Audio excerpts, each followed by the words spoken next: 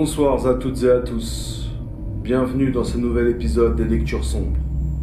Aujourd'hui, je vais vous lire un extrait du mythe de Cthulhu de H.P. Lovecraft. Mais avant, le rituel.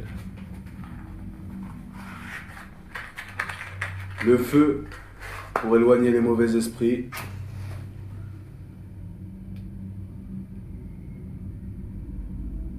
Et la fumée pour les faire danser.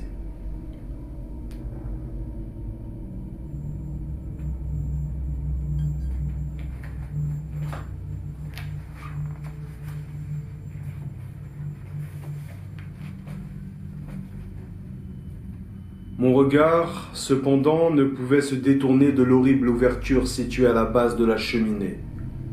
Par moments, lorsque la faible lumière des éclairs traversant les herbes au dehors illuminait les fentes du mur, j'apercevais les briques croulantes et les mauvaises herbes qui y croissaient. J'étais consumé d'un mélange de crainte et de curiosité qui allait croissant. Qu'est-ce que la tempête allait faire surgir ? À la lumière d'un éclair plus violent, j'allais m'installer derrière une touffe épaisse au travers de laquelle je pourrais voir sans être vu.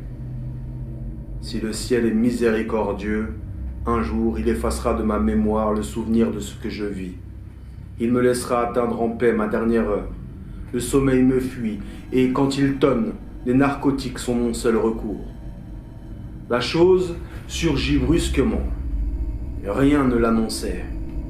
J'entendis d'abord, venant de profondeurs inconcevables, un bruit de galopade, un haletement infernal, un grondement sourd, et enfin, je vis sortir, par l'ouverture située à la base de la cheminée, un jaillissement de vie multiple et repoussante, un flot abominable et ténébreux de corruption organique, 1000 fois plus hideux que les conjurations les plus noires de la folie et de la morbidité. Grouillante, bouillonnante, houleuse, écumante, comme de la bave de serpent, s'étendant comme une maladie infectieuse, cette horreur sans nom sortait de ce trou béant et débordait de la cave par toutes les issues possibles pour se répandre dans les maudites forêts nocturnes et semer la terreur, la maladie et la mort. La chose n'était pas une, elle se composait d'une infinité de créatures. Dieu sait combien il y en avait, des milliers sans doute, et voir leur flot à la lueur intermittente des éclairs était affreux.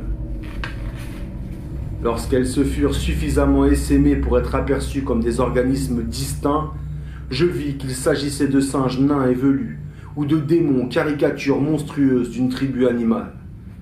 Leur silence était abominable. C'est à peine si j'entendis un cri lorsqu'une des créatures, avec l'habileté que donne une longue habitude, s'empara d'un de ses compagnons plus faibles pour s'en repaître. D'autres attrapèrent ce qui restait pour le manger goulûment. Alors, en dépit du vertige que me causait la peur et le dégoût, la curiosité fut la plus forte. Pendant que le dernier des monstres s'écoulait et quittait ce lien infernal d'un cauchemar inconnu, je sortis mon automatique et tirai. Le coup de feu fut couvert par l'éclat du tonnerre. Des ombres torrentielles, rouges et visqueuses, se poursuivaient, haletant et glissant dans les corridors infinis du ciel violet et zébré d'éclairs.